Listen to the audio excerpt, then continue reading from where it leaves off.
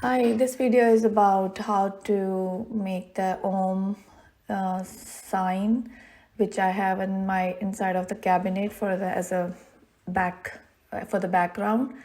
I just simply bought the MDF. I was looking for the MDF board, but the guy at Home Depot suggested me this. It's called a fiber board, which will be good for the more for my project when I showed him what I'm trying to build. So I this is the picture, and it's 1/4 inch wide. It's 2 by 4. It's just it's not, it's very cheap on website. Some reason it shows like $16, but it wasn't that expensive. It was around $10, maybe under. I cannot remember now. So this is a fiber board that you need. It's 2 by 4 is enough. Then I got that Om Om design from Etsy, which I already shared the link. I will add the link again. It's a PDF file which you can just purchase from. I purchased from Etsy like for $2, and then you just you just print it based on the size of your background. Honestly, I don't remember. You just have to measure the background of the cabinet and then make a little bit extra. I mean, don't just go by end to end the measurement, because you need a space pretty much I mean, just a little bit sides you need to make a space before, because you don't want to put it all the way into the end. It's not going to work then. So just measure. I think I remember I printed the on 8 pages the design that I wanted. I'm not a hand-free artist, so that's why I just printed. Then I traced it with those carbon papers, which I also purchased from Amazon. I will add the link for that too. So so just according to your backgrounds, then just trace that design on the MDF board, which is gonna look like this. Then I traced it like this picture. So once you tracing is done, you have to make sure you have to cut this. This board is 2 by 4 feet, which you don't need it the whole thing. So you have to cut the side, which you can that what's that called? You can cut this straight cut with jigsaw machine as well easily, so you don't have to buy anything fancy. Or if you have a manual saw, I mean, it will take a lot of time, but it's better to use jigsaw machine. You can easily cut the straight cuts any design with jigsaw machine that I have. I will also link that jigsaw machine in this video. I bought it from clearance at the Target long time ago. That was I think only 15-16 bucks. Even it's cheaper right now on the Amazon too. Mine is an old model Black & Decker. So you just need a basic jigsaw machine. And like I said earlier in my main DIY video, so just look on some YouTube videos how to cut designs with jigsaw machine. There's tons of them, and there's a tons of ladies tell you how to change the blade, how to install the blade. It's very easy. If I could do it, anybody can do it, to be honest. So just trace the design. First, in order to cut the design, you have to do the holes. So in the design, because jigsaw machine blade is like a knife. So knife cannot go straight. So you have to drill the holes with the drilling machine, which you also need it anyway for you have to do just install the screws. You have to do a lot of drilling in a lot of places in this cabinet when you are building it. So you should already have that. So drill the holes on the design, and keep in mind, like in this picture you see, I started from the sides first, the design, cutting it. Do it from the middle, because this fiber board is a little thin.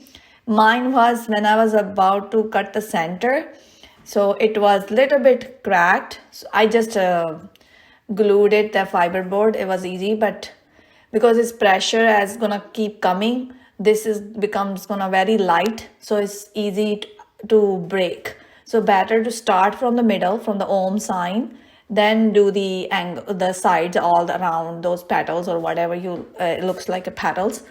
So that's my suggestion because this is what I experienced. So first you drill the holes, and then as you can see, then I started cutting with the jigsaw machine, and this is then I cut a few more petals. So see, it's not, I'm not doing a clean job, I'm not professional, but to me it looks okay. I was like, keep going. I was just trying to see how it looks. So in this next video, I'm just showing a little bit how I'm using the jigsaw machine. To be honest, I'm not using any table, the clips you're supposed to, but I was just testing it. I didn't want to spend so much money, so I was like, let me try first whether I can do it or not. So I had like a big table in my deck, so I just was using that. I didn't break anything, so because this is a thin board and I was doing carefully this job. So this is how I cut it with jigsaw machine, the whole design, and this is the next picture where you can see the whole design is cut. I'm sure you're not able to tell there's a crack in this Om sign. The whole thing came out because, like I said, because I started from around the petals instead of from the middle, because it was becoming a thin, so the board was a little lighter. So I think a jigsaw machine put a pressure. A lot of it has a machine, is strong, so that's why. I'm gonna say start from the middle. So you don't face the same thing what I did. So then you just make sure you want to paint white. So there's on Home Depot, I just bought the white spray with the primer in it. And make sure before you spray paint, you have to sand a lot.